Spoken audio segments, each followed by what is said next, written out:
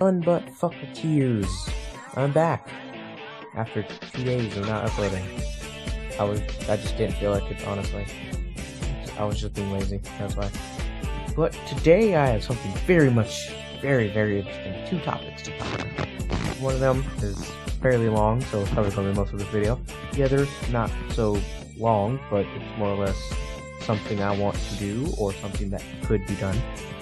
Okay, so let's get into the meat of this nonsense. First topic is Kick and Hangouts. I have both of them. I have both of those apps. So if you do want to talk to me, you can go to those things, because I want this channel, or whatever, these videos, to be to make people think and talk, to make people just think about things, honestly. Like, you could either talk about the things I say, or talk about something completely different that you thought of because of the things I say. Because that's what I want the comments to be, and that's what I want quite a few things to be about if you watch my videos and stuff like that. So yeah, I'm sorry if I was sounding quiet, because my phone was far away. So yeah, I sounded quiet, that's why. But just to say it again, this channel, I want this channel to be very talkative.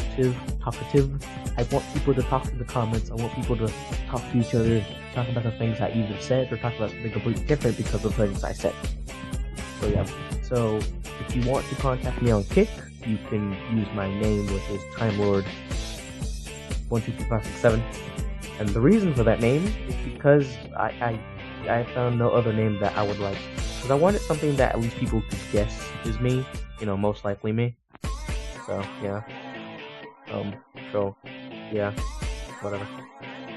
And if you want to do my Hangouts, you can either go to my Google Plus and go via there. And if you want to go to Google Plus, you can follow me as well. Haha. Or whatever. Self-promotion though. But yeah, you can either start a Hangout semester with me. I would rather go to Hangouts because you can actually talk to me. Because Hangouts has this thing where you can actually talk to people via like a phone or something, or whatever. Just that type of thing. But let's get away from all the social networking sites, and let's get to the meat not the meat, but more or less the side toppings of this video. Because I'm telling you, this topic is gonna be OG as fuck. And I don't know, I'm starting to say that now. Instead of OP, I'm starting to say OG. Because OP means overpowered, OG could technically mean like, oh god, or something of like that nature. But OG, I don't know. It fits, it can fit a situation, but it can't. It's like if something's OP, you say OG instead. It's like, does that fit or no? Hard to know, because I've been saying a lot. I've been saying this fucking stuff is OG as fuck. It's OG as fuck, man. It's not OP as fuck. It's OG as fuck. But let's get to this. Physics. Everyone knows what physics is, right? You know what physics are. You know what physics are. You know what physics are. Physics are the things that apply to pretty much everything in the known universe, except for a black hole. But I'm not gonna touch on that because it's a black hole. It's a hole that's black. It sounds like, never mind. But anyway, it pretty much applies to a lot of things in the universe. So they're the defining rules of just life and the universe in general. The defining rules, like gravity and time and stuff. Those are main physics that everyone knows about. But then you go to a question where the physics are pretty much backwards compared to us. Like, think about it. Because think about it. First of all, their sun and moon don't move without someone to help them, unlike ours, which moves by themselves. And then their weather doesn't function by itself without something helping it, unlike ours. Now, everyone knows that. Oh yeah, that's 2 of the major things that make us different. Besides, the fact they're tough enforcers. Just get away from that. But have you ever thought about it in depth? Have you ever thought about their physics in depth? Like, apply some of our physics to their world, and think about how skewed over so many things would be. And think about how many things would just be completely just out of the window. Or out of the fucking water, or whatever. Now, my points that I'm going to bring up can easily be debunked. You can debunk points whatever you want. You can say something completely different. Like if I say this is this, you can say something completely random like tacos. You could, if you want to debunk it, you can debunk it in any way possible. If you want to make a long comment, you can make a long comment. You can debunk these ideas if you want to. But I'm just giving my points that I feel are necessary. So let's start on the cosmic scale, the galaxy scale, the solar system scale, where Celestia and Luna control the fucking heavens, unlike ours, which moves by itself. So, one of the major things is that I think about is if Celestia and Luna move the sun and moon by themselves, where is their so-called planet at? Because they have to be on a planet if there's a sun and moon. Well, if there's a sun anyway, star. So then where's their planet in this? Because if they move the sun themselves, or if they move the celestial bodies themselves, doesn't that mean that their Earth or whatever, or their planet is in the center of their solar system? Doesn't that mean that their orbits are like via around that? Unlike ours, which if it was like that, we would not have a sun. We would not have a sun because we would not be able to keep it, and every other planet would be go flung out because we don't have a strong enough gravity. Or we would either start orbiting those planets because they have a strong gravity in us. Probably Mercury would orbit us because it's a pretty small planet. Venus would become a binary system technically with Venus because they're like the same relative size. So yeah. So would that mean that the sun and any other planet in their hopefully their solar system is orbiting their planet themselves? Because obviously they have a space, because during Twilight's treehouse, before it got blown up, probably a sad day, but before it got completely utterly obliterated, it did have a telescope on it. It had a balcony and a telescope. That means, there is a science when it comes to space in their world. That means they have a space science. They have a thing that that people study in the sky. Unlike us, we want to study that very much. We want to study the sky, but unlike them, they don't do much. Now that I think about it, they don't study anything. Like, besides new magic techniques, they don't really study anything involving their planet and their physics. Because have you ever seen them studying have you ever seen them study anything beyond just plants and animals, honestly? Or other species? Anything else besides that? Have you ever seen them studying, how water works or something shit like that? I'm getting off topic here. Let's talk about physics, not... Here's another thing. If Celestia and Luna, if Celestia herself moves the heavens, or actually they both do this, they both move the heavens and shit like that. What about the stars and stuff like that? Do they move in the process?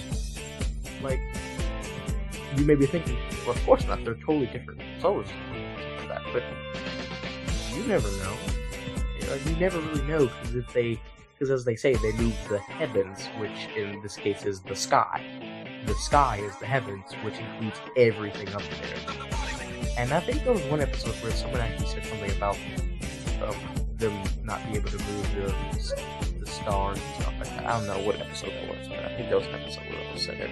But yeah, the heavens. So doesn't that mean they move the other stars as well? That would take, first of all, a lot of energy, and then they have that means they have the ability to control how often other planet stars move. Isn't that kind of weird? It's kind of weird to me.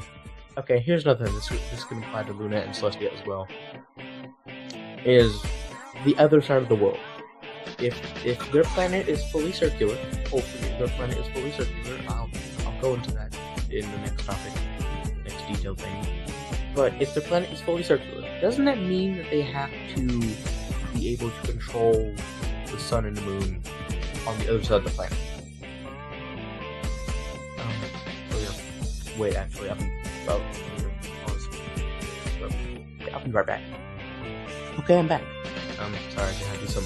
Oh, yeah. So, wouldn't it technically mean that they stay up all night or all day to control the other half of the planet?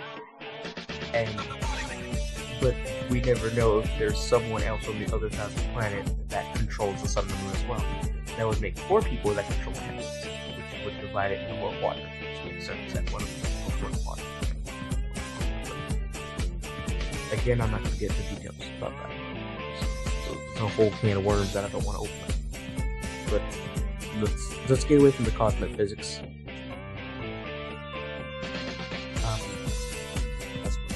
Those problems. Okay, I'm back again. That was a very long time, but I'm back. So maybe there's 4 people that control the sky and stuff like that. But if there isn't, that would require celestial beings to spend all 90 days to control the other half of the world. Unless, again, they don't have a full planet, but I'll get to that. Speaking of later is now. So let's go to planet side physics, weather and stuff like that. Weather. As everyone should know, they control their weather. We don't. That's pretty much it. But no. But what I don't get is, how do they have schedules for certain weather phenomena, like snow, fall, things like that, rain, and storm, heavy storm? Because, well, as we probably do know, if they mess up with the schedule, they have to make it rain very heavily on, a certain day, because they mess up with the schedule.